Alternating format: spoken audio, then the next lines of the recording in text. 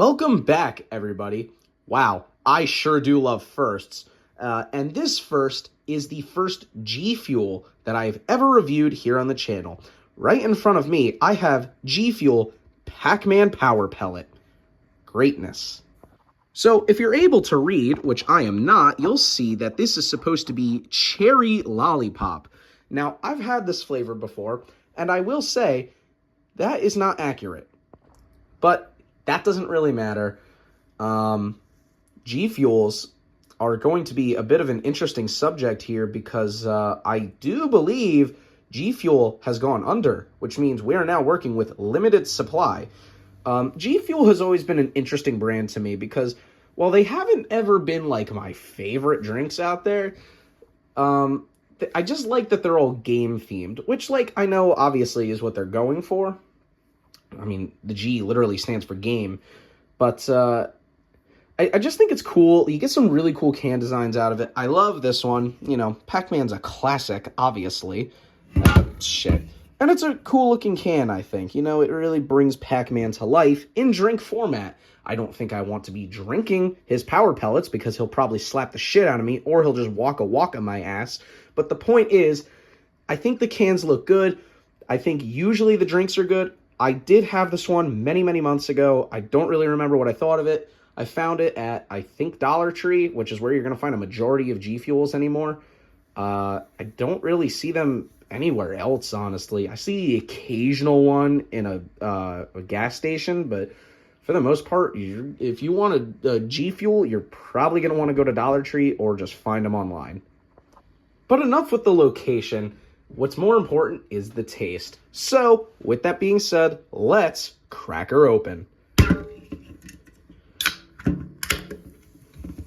Oh, dear Lord, it is all over my hand. And look at that. It's ready to greet me, and it's clear. It smells like cherry, but it smells more like a cherry scent, not like a cherry flavor, if that makes any sense at all. Yeah. Ooh.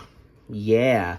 So, right before I drink this, I will note that I believe this is one of the 140 milligram of caffeine GFuels. There's two different ones you can get. I think it's the same as Bang. I think there's the 140s, and I believe the other ones are 300. Yes, they are 300. I'm just thinking about it. So this is one of the lower powered ones, which is, you know, a little ironic given that it's literally power pellet. But, yeah, that, from my experience, seems to have no real effect on the taste. So, let's find out what the taste is. Bottoms up.